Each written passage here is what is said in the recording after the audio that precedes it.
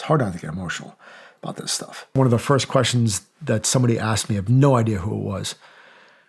And they came up to me in like a very matter-of-fact way. They're like, hey, you just need, here's the list. You need to figure out who you're going to go notify. 48 hours of that, my mom passed away. As organized as a tier 1 unit can be about handling a situation, it was chaos.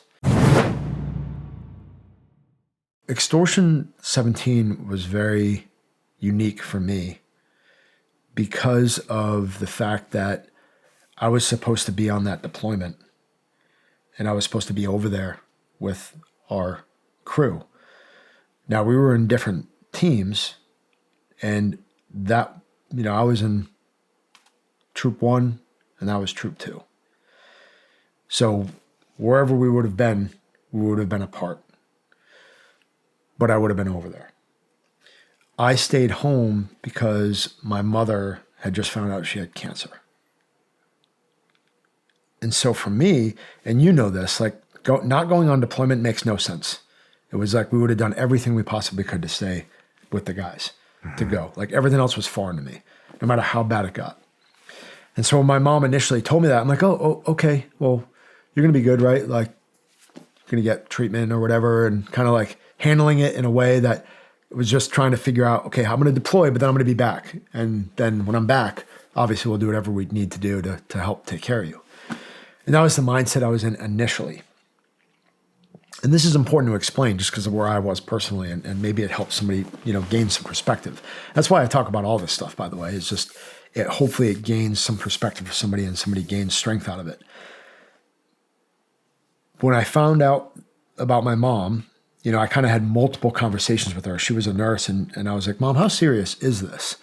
And she's like, yeah, it's the first couple of times. She's like, it's not that big of a deal. Like, we're going to work through it. Like, I don't know. We'll be okay. Ask her again. She's like, it seems, like something that we need to at least keep an eye on. And so the conversations got more serious and more serious. And then I started to have to really make the decision, like, am I going on deployment or not? Because I want to be able to help my mother if she really needs me. Of course, I want to be able to help my mother if I think that there's a possibility I might never see her again.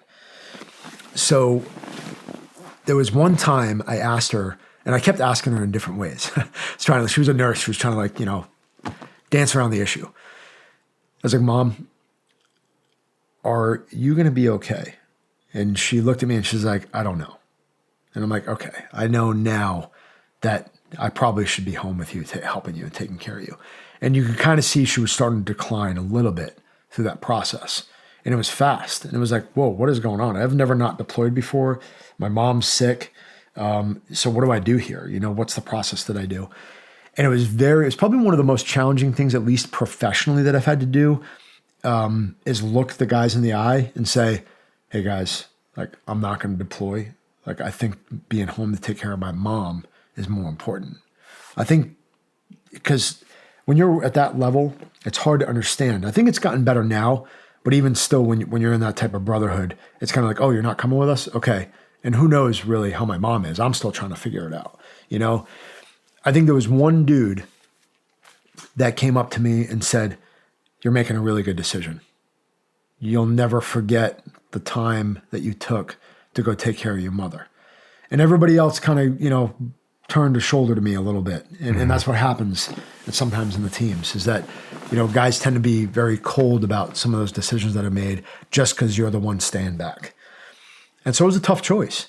But as I started to help my mom, I started to realize very quickly that I made the right choice because she was starting to decline pretty fast.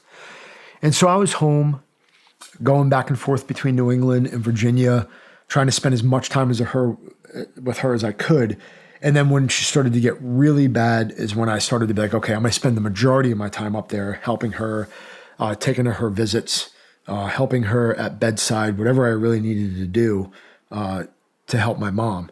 And my brother stepped up too. My brother Brian was like a huge, huge help in that as well, as young as he was. And I want to say he was like 17 or 18 or something. So he was just, figuring things out. And he was living with my mother. And so we were both trying to do our best to figure this out. First time this was ever happening, really administering to her. And I knew in my heart that I should be doing everything that I can for her because I'll never regret that. I'll never regret trying to be there for her and support her all the way up until the end. And so there was at some point realizing that this was not going to end well. But I had still been up there. And then I was up in New England, and I apologize if I ever get this wrong or it conflicts with other things that I've said, because sometimes it's hard for me to keep my stuff straight in this moment. It was a huge blur when I look back on it. And there is a part of me that does compartmentalize a lot of it. But I was up in New England, and I had gone home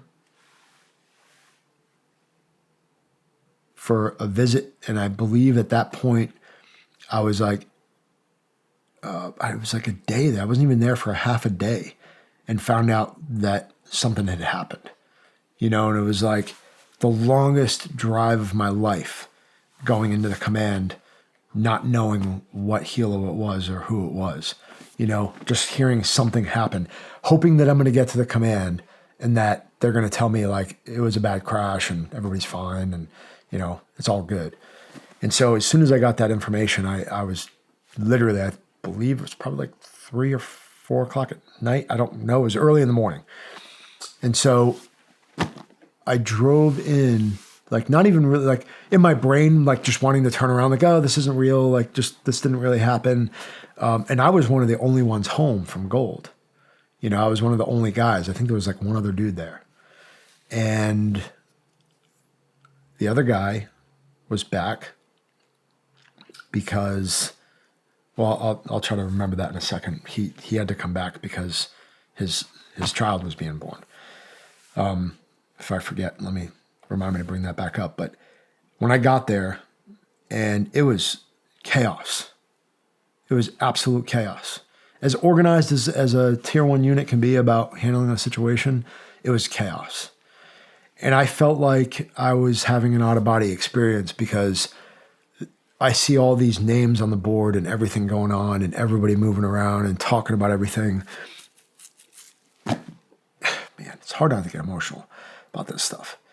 But, I'm seeing all my brothers' names pop up on the board, And I'm just like walking through this time and space, like in slow motion, while everybody else is, and I get it. They're all stepping up and they want to help and they want to do something to make a difference, but being so closely connected to those guys was like, what is happening right now? And I remember walking in the room and literally coming down the aisle and then coming to the desk and sitting down at like the second seat over. And one of the first questions somebody asked me, because I believe they had a section that was kind of dedicated to the people that were close to them or knew them or something. That's kind of why I went in there. And I remember one of the first questions that somebody asked me, I have no idea who it was. And they came up to me in like a very matter-of-fact way. They're like, hey, you just need, here's the list. You need to figure out who you're going to go notify.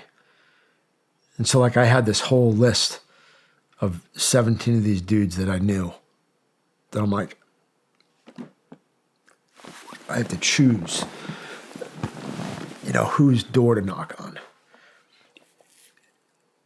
So that moment like crushed me. I probably stared at the paper for an hour. Felt like an hour anyway. Because I'm sitting there thinking to myself, I'm like, what do I do? Like, how do I pick somebody? Like all these guys meant something to me. So in the moment, it was so heavy.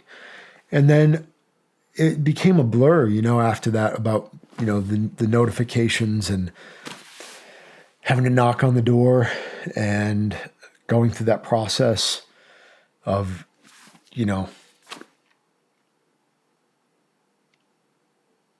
just watching the impact. And then all that being said, like as I'm going through that process, because there's so much to unpack in here, and I'm trying to just give you at least a general idea of the experience, is I kind of figured right away, like, well, I need to get back overseas right now. I was like, I got to do this. And so I believe that somewhere in the middle of there. And dude, I'm serious. At some point, I probably should write all this stuff down to figure out where I was at in time and space, because it's really hard to keep it together. But at some point, I told my mom, and I believe I flew back up there to take care of her, like right as all this was kind of getting organized, and let her know what's going on. And I looked at her and I said, Mom, I was like, I'm going to go back overseas. I need to be there with the guys. We just lost a bunch of dudes. And she looked at me and she's like, okay, go ahead, you know? And so I kind of felt like I had got the blessing, even though it was a very odd thing to do. Like I stayed back home for her. She's not doing great. I want to go overseas to help. And so I made a phone call overseas. I said, hey, bros, I'm coming.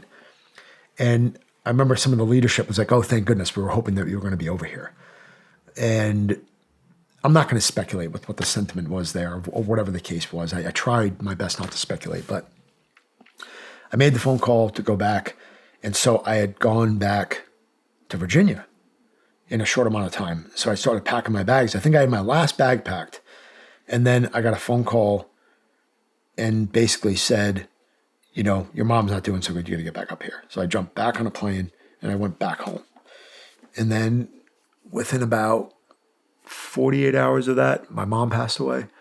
But I got to be at least with her through that process. You know, my brother was there, the family was there, be by her side. And then after that, and knowing that I had to be there for her, you know, I was going through funeral after funeral after funeral, you know, my mom, and then basically every single funeral that I could possibly make for the guys.